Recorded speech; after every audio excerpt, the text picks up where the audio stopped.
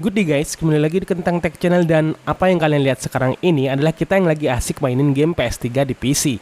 Kita mainin gamenya tentu aja pakai emulator PS3 yakni RC PS3. 11 tahun sejak dirilisnya, emulator ini bisa dibilang sudah mendekati sempurna akhir-akhir ini. Beragam game PS3 yang terhitung berat sekarang sudah bisa dimainkan dengan FPS maksimal dengan performa mumpuni. Walaupun memang nggak semua PC atau laptop sanggup untuk bisa menjalani, tapi seenggaknya spesifikasi PC yang bisa untuk jalankannya nggak seberat dulu lagi. So, seperti apa sih perkembangannya dan apakah performa gamingnya benar-benar maksi? Kalian penasaran? Makanya tontonin videonya sampai akhir nanti.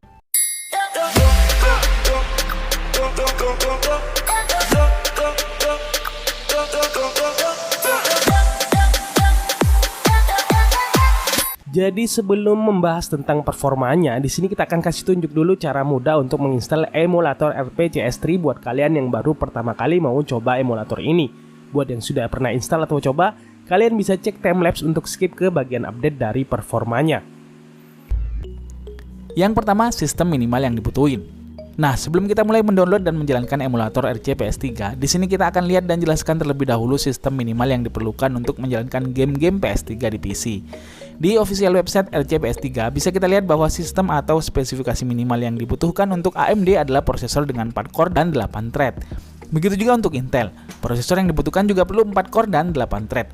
Walaupun demikian, pada kenyataannya beberapa prosesor Intel dual core masih bisa menjalankan beberapa game PS3 walaupun nggak sempurna. Kemudian untuk VGA atau GPU-nya, minimum yang dibutuhkan untuk AMD adalah VGA HD 5000 series. Sedangkan untuk Nvidia adalah minimal VGA GTX 400 series. Lantas, RAM minimal yang dibutuhkan adalah 4 GB.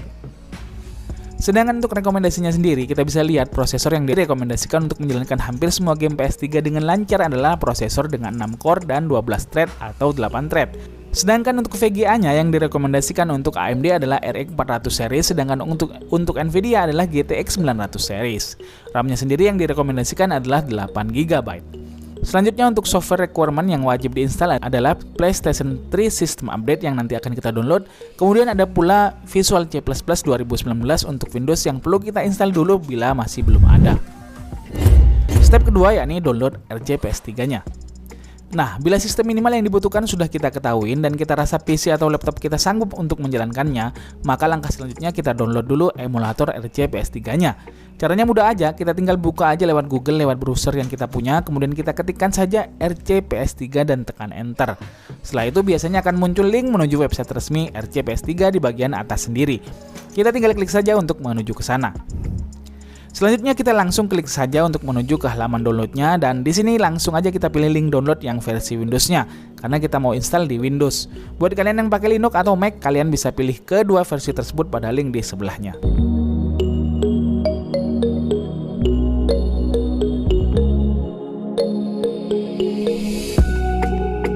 Setelah file emulator RC PS3 kita download, langsung kita buka dengan WinZip atau WinRAR. Kemudian kita ekstrak to specified folder dan letakkan saja pada drive manapun yang kalian mau.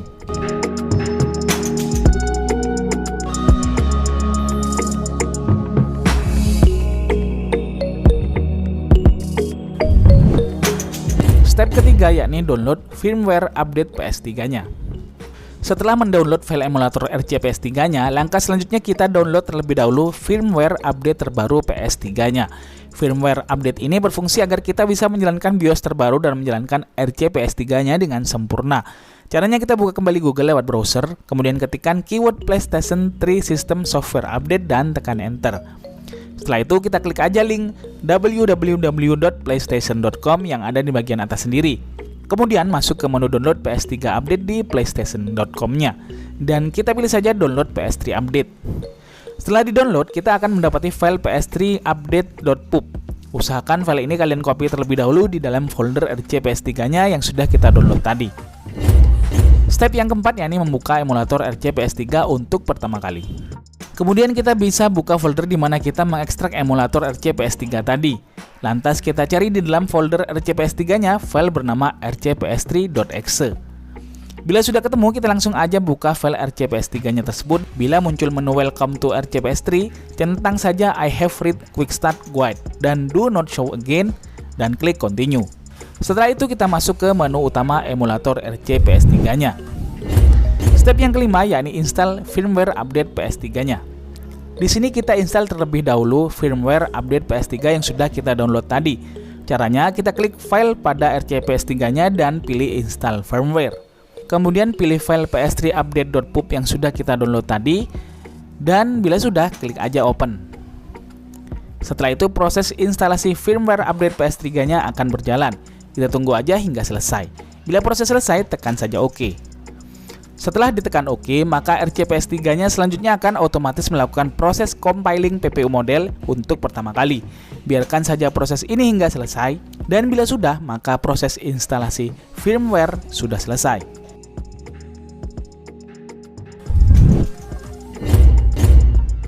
Step yang keenam yakni konfigurasi RCPS3-nya. Sebelum menjalankan game-gamenya, di sini kita perlu mengkonfigurasi terlebih dahulu RCPS3-nya. Untuk settingnya sendiri, RCPS3 ini nggak ada setting pakemnya ya. Jadi masing-masing PC atau laptop itu bisa berbeda-beda. Bahkan beberapa game pun punya setting yang berbeda-beda pula. Walaupun demikian, saya akan kasih tahu ke kalian bagaimana setting RCPS3 di PC yang saya pakai. Di sini kita masuk ke config. Pada CPU setting, kita ke bagian PPU decoder, saya pilih recompiler. Kemudian pada SPU decodernya, saya pilih recompiler pula. Untuk SPU exfloat akurasinya, saya pilih approximate exfloat. Dan pada pilihan additional setting, saya enable SPU loop detection-nya. Untuk yang lain bisa kalian samakan seperti yang kita pakai ini. Sedangkan untuk pilihan GPU settingnya, kita pilih Vulkan pada rendernya. Kemudian pada pilihan grafik device-nya, pastikan sudah pada graphic card yang kita pakai di PC atau laptop kita. Untuk aspek rasio, frame limit, dan sebagainya kalian bisa ikuti seperti setting yang saya pakai ini. Untuk yang pakai graphic card AMD, kalian bisa pula aktifkan enable FSR agar grafiknya bisa jadi lebih smooth lagi. Kemudian kita langsung ke advanced setting. Di sini beberapa pilihan penting yang harus dipilih antara lain adalah PPU non-Java mode fix up harus dicentang, kemudian PPU LLVM pre-compilation juga kita centang, kemudian suspend emulation save state-nya juga kita centang. Untuk beberapa pilihan lain bisa kita biarkan karena seperti yang kita bilang ada beberapa game yang setting advance-nya itu berbeda-beda. Nah, apabila sudah kita bisa apply dan save. Nah, di sini kalau kita main game PS3 kan rata-rata pakai gamepad ya. Walaupun pakai keyboard dan mouse sebenarnya bisa, tapi kerasa kurang familiar. Untuk setting gamepad, kita tinggal klik saja menu gamepad setting yang bergambar gamepad pada menu utama RCPS3-nya. Bila sudah, nanti akan muncul mapping gamepad yang bisa kita setting terlebih dahulu. Di sini pada menu pojok kiri, kita bisa pilih handler atau gamepad yang bisa kita pakai saat ini. Di sini kita pakai gamepad wireless 8-bit Do. Bila sudah dipilih, kita tinggal sesuaiin aja masing-masing tombolnya dengan cara mengklik mapping tombol pada menunya dan kita sesuaikan dengan menekannya pada gamepad yang kita pakai. Sesuaikan semuanya hingga benar-benar sama. Dan bila sudah, klik saja save. Yang ketujuh, cara menjalankan game PS3-nya. Nah, sebelum menjalankan game PS3 yang mau kita mainin, kita perlu mendownload dulu gamenya. Cara download gamenya bisa lewat website vim.net. Nah, hasil download game PS3 itu biasanya masih berbentuk zip atau RAR. Jadi sebelum dimainin, pastikan terlebih dahulu file tersebut sudah terekstrak. Tapi sebelum kita mendownload game yang ingin kita mainin, kita perlu tahu dulu compatibility game tersebut dengan emulator RCPS3-nya. Karena seperti yang sudah kita jelasin di awal, kalau sebenarnya nggak semua game PS3 itu bisa berjalan dengan sempurna dengan emulator ini. Ada yang benar-benar playable, ada yang hanya bisa masuk ke dalam game tapi nggak bisa dimainin dengan baik, dan ada yang belum bisa dimainin sama sekali. Untuk itu perlulah kiranya kita cek dulu langsung lewat website resminya. Pada halaman website RCPS3, kita bisa cek pada menu Compatibility List. Di sini dijelaskan bahwa sudah 66,92% game PS3 itu playable alias bisa dimainin dengan baik dengan RCPS3. Sedangkan 28,16% statusnya masih in-game. Artinya game bisa dijalankan tapi masih banyak bug dan glitch yang mengganggu yang membuat game gak nyaman untuk dimainin. Kemudian 4,76% statusnya hanya bisa masuk di intro saja. Di sini kita bisa mulai mengecek game yang mau kita mainin dengan mengetikkan judulnya lewat search box yang tersedia dan nanti akan muncul status dari game tersebut. Apakah playable, in-game, atau hanya bisa masuk ke intronya aja. Nah, bila game sudah kita pastikan playable, selanjutnya kita bisa download gamenya dengan cara yang udah kita jelasin di atas lewat vim.net. Sekarang kita lanjut coba mainin gamenya. Caranya gampang banget, saat RCPS3-nya udah kebuka, kita tinggal klik saja open kemudian browse dan arahkan ke tempat di mana game PS3 yang sudah kita download tersimpan.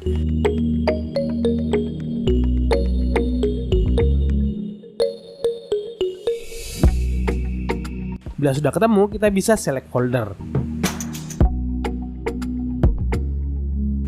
Bila sudah, RCPS3 akan melakukan proses compiling PPU model untuk pertama kali. Cepat atau enggaknya proses ini juga sangat bergantung pada spesifikasi PC atau laptop yang kita pakai. Biarkan proses hingga selesai dan bila sudah dia akan otomatis masuk ke dalam gamenya.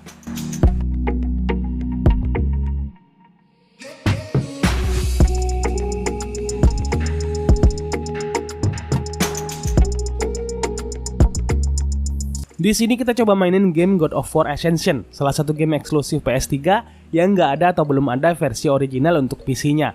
Game ini adalah salah satu game berat yang banyak banget pengen dimainin oleh para PC gamer. Setahun yang lalu, game ini pernah saya coba mainkan dan masih cukup berat. Sekarang kita lihat bagaimana performa dengan update RCPS3 terbaru.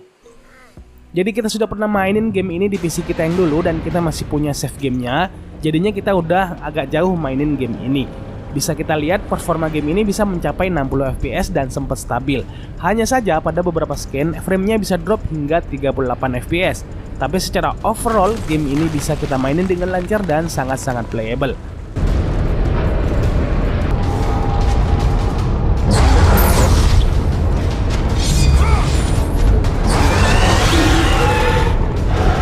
Untuk yang penasaran spesifikasi PC yang kita pakai untuk maininnya, kalian bisa lihat bar FPS monitor di sebelah kiri. Di sana terlihat kalau kita pakai VGA RTX 3050 dan untuk prosesornya kita pakai Core i5 11400F dan RAM yang kita pakai adalah 16 GB.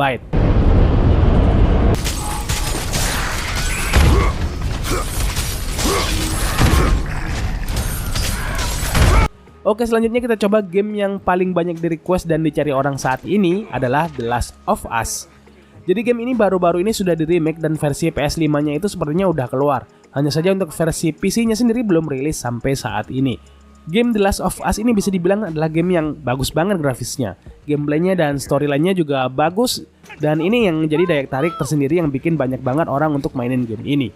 Pada PC saya, game ini bisa stabil di 50 fps. Karena memang secara defaultnya sendiri game ini di lock di 50 fps. Walaupun sebenarnya kita bisa unlock hingga 60 fps atau lebih pada setting RCPS3-nya. Pada beberapa skenario dengan grafik yang lebih dinamis, FPS-nya bisa drop hingga 25 fps. Tapi sejauh ini game masih playable dan saya udah mainin game ini kurang lebih 2 jaman dan stabil tanpa ada gangguan sama sekali.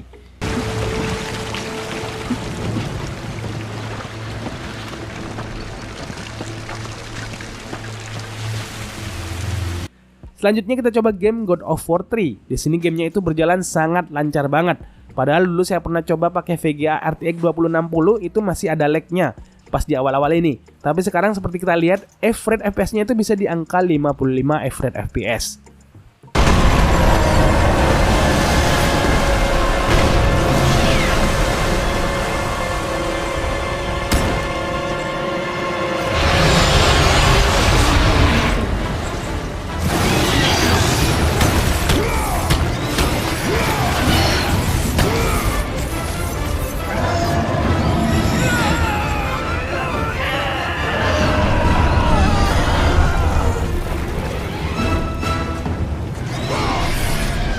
Kemudian kita coba juga game berat lain yakni No More Heroes, Heroes Paradise.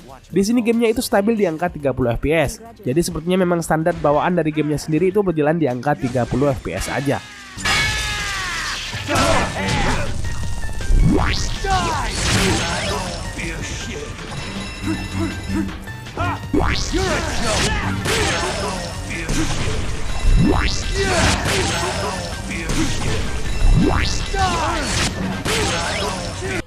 Terus terakhir kita juga coba ke game yang cukup menarik, yakni Lollipop Chain Show. Game ini menarik karena apanya? Ya kalian lihat aja sendirilah. Game ini tuh ala-ala Dead Rising ya, cuma karakter utamanya itu cewek anggota cheerleader. Jadi gaya bertarungnya itu ala-ala cheerleader. Di sini gamenya juga lancar banget dan dia juga lock di 30 fps aja.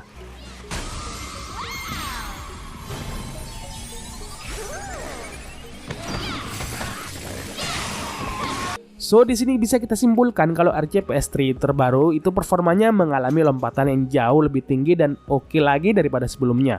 Hampir semua game eksklusif PS3 yang berat-berat bisa kita mainin dengan lancar. Tapi ada informasi yang harus kalian ketahui dan perlu saya ulang sekali lagi.